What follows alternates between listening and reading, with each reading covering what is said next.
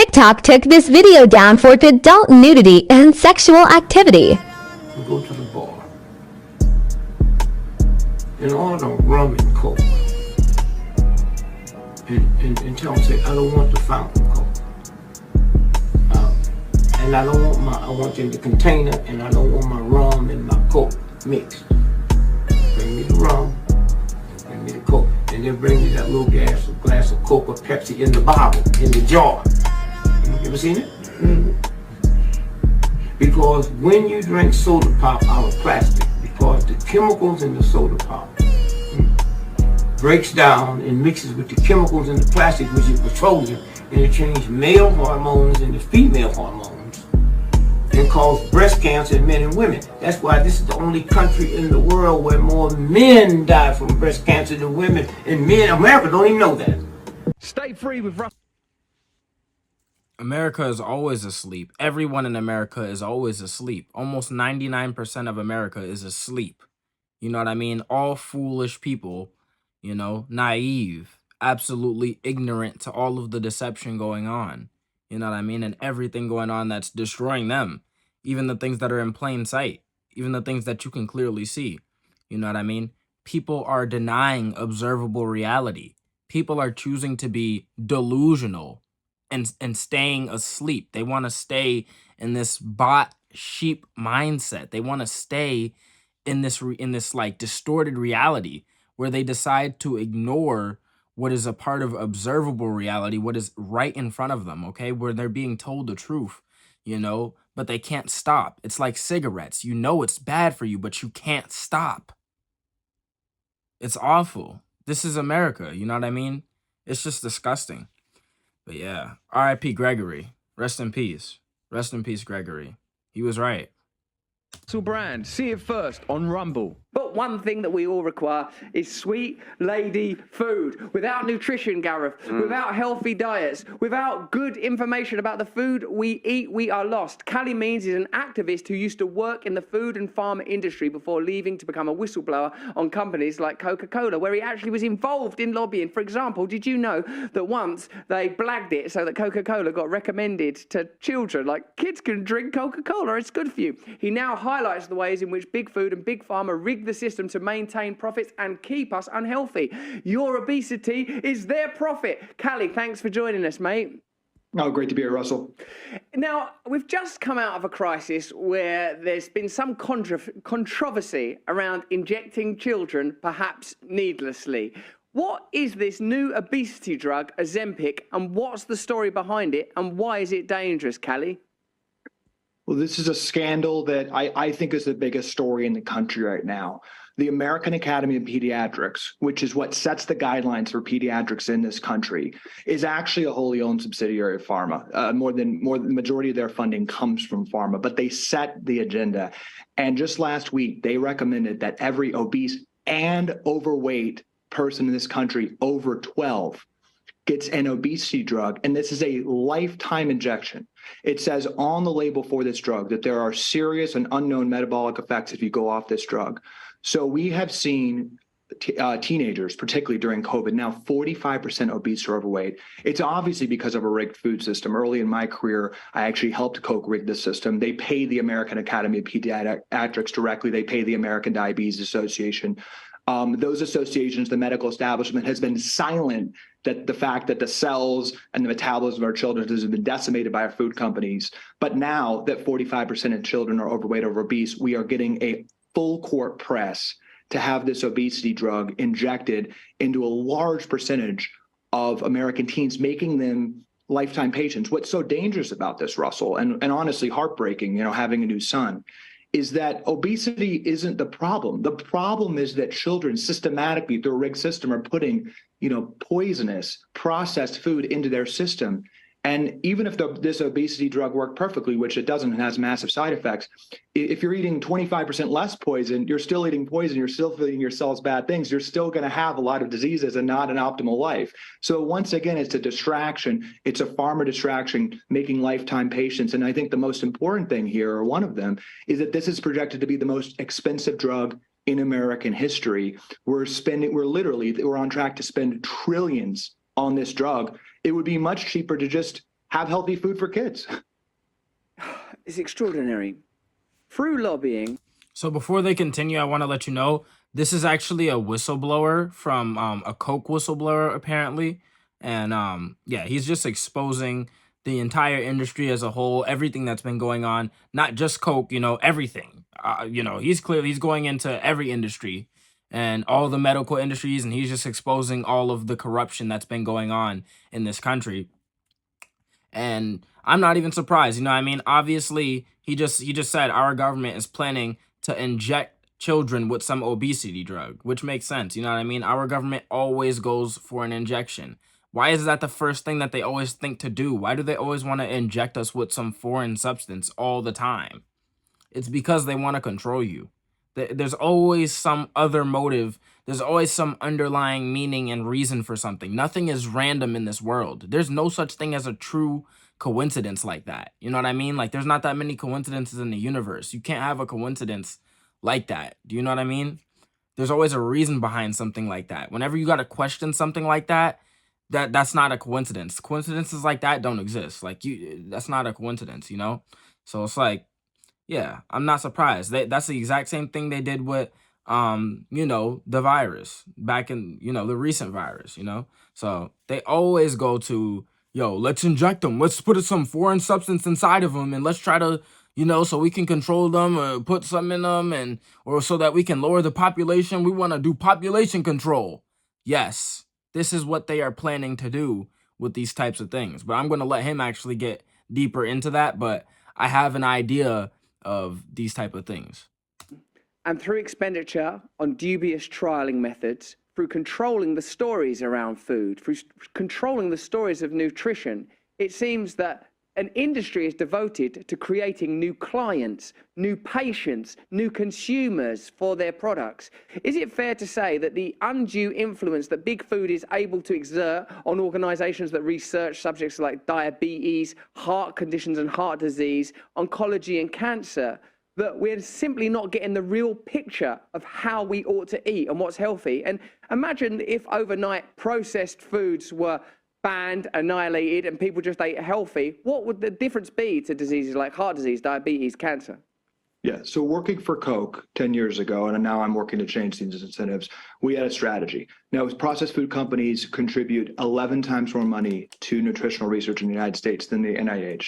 They're basically, processed food companies are funding research, and the direct strategy was to fund thousands and thousands of studies to complicate the issue. Still, to this day, elite research institutions are putting out studies questioning whether sugar causes obesity, right? So it's mass confusion. And then, as you mentioned, the medical system is totally silent on that, right? The medical system is not ringing an alarm bell about childhood diabetes, obesity.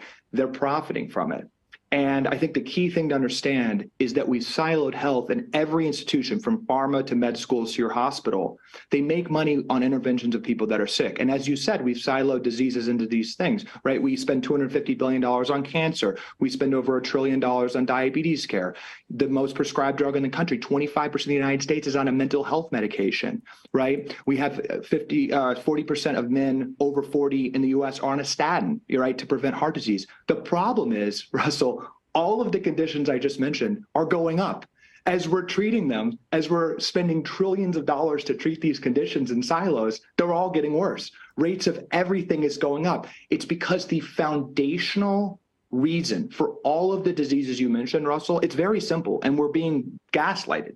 It's because of food, right? If you are metabolically healthy, if you're eating healthy food, if you're at a normal weight, you're very unlikely to die from COVID. You have an almost 0% chance of getting diabetes, heart disease, even Alzheimer's, which is now called type 3 diabetes and is highly tied to metabolism. So we are ignoring the actually simple root cause, and this is by design, right? People getting sicker and sicker and us kind of confused about why that is helps the medical industry profit. And I'll just close, with this story. I was actually debating a leading Harvard doctor this week who is a big proponent for Ozempic. There's this big push. She's saying that obesity is actually a genetic disease, not tied, quote, to food or lifestyle. They're literally arguing that at Harvard. And when pushed, she said she does not know why there's a crisis of childhood obesity, and it's, quote, complicated. This is not complicated. We are being poisoned from a rigged food system, and the medical system is profiting. That is disgusting that the food and drug. Wow. So he just basically said that the people who run these food industries and who run these processed food industries, they're basically paying the medical industry and all these industries to lie to all of us, to lie to me and you, the public, you know what I mean? The people, the population, and to tell us that basically obesity, the causes of obesity are not what we believe them to be. They're not really sugar. It's actually your genes. It's actually this. It's actually that. So they're putting out propaganda. He's essentially telling us that these companies, these processed food companies are basically paying to put out propaganda, okay? To lie to everyone, to have mass deception in the US. All right, and he actually mentioned, this whistleblower, he mentioned that basically the whole foundation is messed up, and there's a lot of insight that can be taken from that. When there's a bad foundation, you can never build a house on a bad foundation. It's an analogy that I love to use, and I heard it somewhere, but it's an analogy I love to use. You can never build a house on a bad foundation. If the foundation is bad, the whole building will fall. Do you understand? Like the whole house, the whole building, whatever structure you're trying to build, and this is just an analogy, you know what I mean? It's a metaphorical thing. But for any structure in any society, in anything, if the foundation is you know what I mean? If the foundation is bad or the foundation is not proper, then the whole thing is destroyed already. So there's no point, you know what I mean? So it all goes back to the food, just like he said. So once you go past the food, every argument is useless. There's no there's no argument past the food that is reasonable besides your lifestyle. Your lifestyle and your food is the only things that contribute to this. So past that, it's all just made up. Do you understand what I mean? It's all like, none of it is a real argument. That's where the focus needs to be. And so the foundation, that's where they're trying to lie to us, basically. They're just trying to say that it's other things. Administration, agency, the FDA, they regulate both big pharma and they regulate big food, and they take 45% of their funding from the pharmaceutical industry. And we can see now how what you correctly adjudicate to be a process of delicious poisoning through sugary, fatty, salty, processed foods is a win-win for them.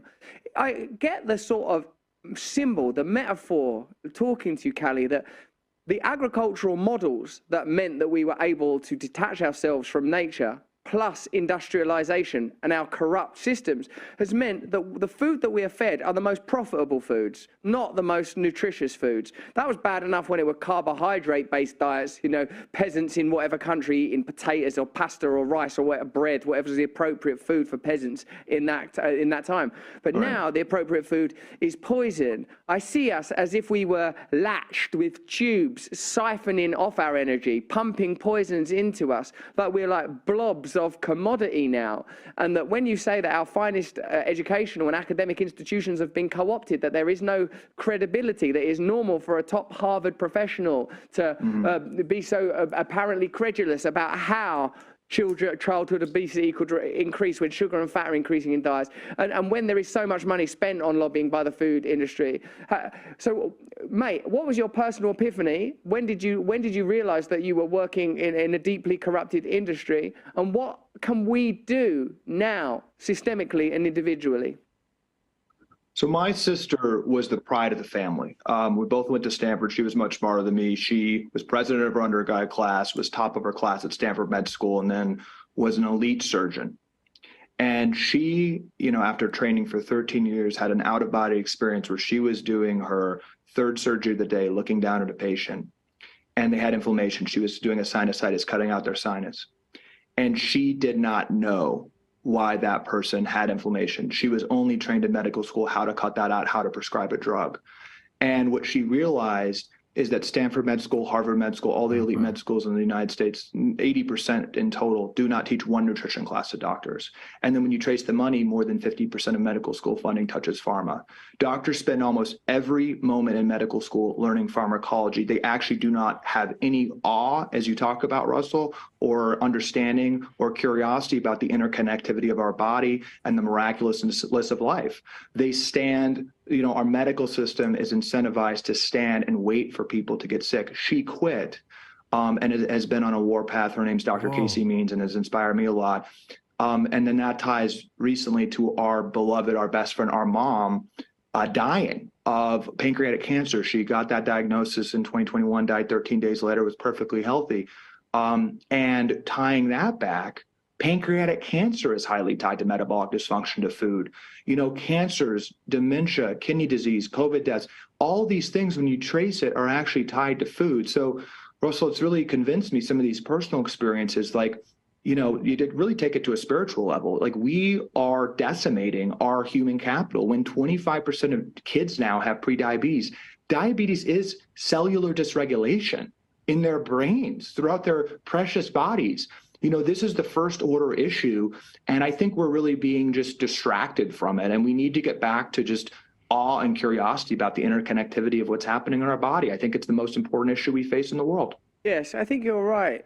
I think that what we require are systems that revere our nature and support our nature rather than enhance the evident corruption and mapped on systems that are built for profit. It's interesting what you say about awe and that lack of curiosity. Of course, it seems that when you have a poisoned, bewildered, distracted population, you can profit from their illness, you can profit from every aspect of their life, you profit from fattening them up, you profit from healing them. And obviously a drug where pharmaceutical companies can go to their shareholders and say this is a drug they have to take for the rest of their lives, that's incredible. Also, it's a problem of inequality, of course, isn't it? Because now people that are affluent, and I'd have to say I include myself in this, you replicate the kind of diet that you would have if you were living naturally. Like, I recognize that I should be eating organic food. I should probably eat food that's available in the place that I'm out at, in the season that I'm in. The ordinary conditions of our evolution are now a privilege because we are tied to economic systems and institutions of profit that will not afford us access to nature, even when it comes to sustenance, let alone nutrition. Yeah, I mean, I'm a free market guy, but I think the free market's been totally rigged. And I think it's incumbent, and I think I am optimistic because we're calling this out. I do think people are waking up. I want to put one point, though, on this class issue, because I think that debate's really weaponized. I've talked about this on other programs, but working for Coke, one of the first things we did is pay the NAACP and other civil rights groups. And I think that's part of the playbook. It's to racialize and make the debate a class issue. Of course, it was total gaslighting, because what was at stake here is that Coke wanted more funding to keep lower income children on Coke, which is giving them diabetes. But I really want to make this point. If you came down, as an alien to Earth, to the United States, and saw what was going on, 80% of adults obese or overweight, metabolic dysfunction, 8 of the 10 top killers tied to food, just getting away from our evolution, right? You'd have a clear policy recommendation. Let's really focus on food. Let's focus on teaching kids how to exercise, how to meditate, to get a control of their mind, how to eat healthy. That would obviously, anyone 100% of the time would say that's the policy recommendation. That's not what we do. We wait for everyone to get sick and then drug them, and it's much more expensive. In the United States, and this is an important point going back to Ozempic, the obesity drug, because the system's so rigged, because pharma spends 3 times more than any other industry on lobbying, the United States is not even able to negotiate the drug price, even though they're the largest payer. So Ozempic, prices don't go down when volume goes up. Prices are going up in healthcare and quality is getting worse. So Ozempic is $2,500 a year. It's not going down. There's a full court press for government subsidization, taxpayer funding. It literally, this sounds hyperbolic, but this is the case. If that is prescribed how it's projected, that will be trillions of dollars over the next 10 years. So again, when we talk about these classes, we talk about poor folks not being able to afford the food. Again, you take 1/5 of the amount we're planning to spend on Ozempic, you could buy organic, pure, whole food for every obese child in this country. So I think that economic debate we really need to understand. We have a public policy that waits for people to get sick, which I think is evil. It is evil, yo. We gotta protect, like, bro, I hope this whistleblower is okay because he's exposed a lot. The saddest thing about this, and the biggest reason why I believe that we won't make any progress in this type of situation, is because there's too much money to be made from every angle. Like he already said, the medical industry is incentivized to do this. So basically, the medical industry, they make money when people get sick. You know what I mean? When people get sick and people start dying and people get close to dying and people are starting to get sick, that's how the medical industries make their money. So they're all incentivized from every angle to do this. You know what I mean? To do this this corruption, this mass corruption that's going on, you know? So it's a sad thing. It's a really sad thing. And it's one of those things that I don't think progress will ever really be made because there's too much money to be made from every single angle in a situation like this. Everyone who's evil here is making money. This is why I really don't trust people, because average people are okay with this. There's average people who are a part of this. This whistleblower was a part of this. Like, it's cool that he came out now, but there's people who are a part of this now that are helping out with this. This is why I do not trust people, bro. Like, people really are not to be trusted, bro. Really, they really are not. You know what I mean? Obviously, people like me who are coming out and exposing this type of stuff, and the whistleblower now that he's exposed it. You know what I mean? Obviously, we have integrity. We don't accept this. We don't support this type of stuff. You know what I mean? But bro, there's a lot of people out there. You really gotta be careful out there. You really gotta be careful who you trust. You could get yourself into some life-threatening situation just trusting someone who you thought was, you know, some trustworthy person. There's a lot of stories I've seen where someone ends up, you know, deleted because they trusted the wrong person to end up in the wrong situation, even besides something like this. But it just shows you, like, the nature of people. People will really do anything to sell out for $1. Everyone. Like, everyone can be bought in this world, bro. Like, everyone can be bought in this world. That is so crazy. It's so crazy what people will do, too. But all right, I don't want to rant about this too long. It's just crazy to me. Everything that happened right there is just insane. You know what I mean? I had to bring this video here for y'all so that y'all could, you know, witness it as much as I did. I didn't want to talk too much through it. I think I might have paused the video like twice. If you enjoyed this video, like the video. Link to Patreon's in the description. If you really want to support me, watch another video. Like right now, you could literally just watch another video. That will really support me more than anything else. More than liking the video. Watching another video. Do not go watch someone who's going to distract you. Watch another one of my videos. It will help you. You know what I mean? You will be enlightened. You will learn more about this world. You will learn how you're being deceived by the big tech and, you know, and just all these industries. You know what I mean? And the medical industry, all the industries. Like, I'll have videos on all of this stuff, really. If y'all like this video, like the video. Y'all want this stuff to do well, you know, make sure this content lives. You know what I mean? If you really want this content to do well, don't just say you like the content. You know what I mean? Show me you like the content. You know what I mean? But nah, I believe y'all. I believe y'all. I see a lot of the similar people too, so I know y'all really like the content. But all right, Snow's right here. If you enjoyed this video, like the video, like I said. Be easy, y'all.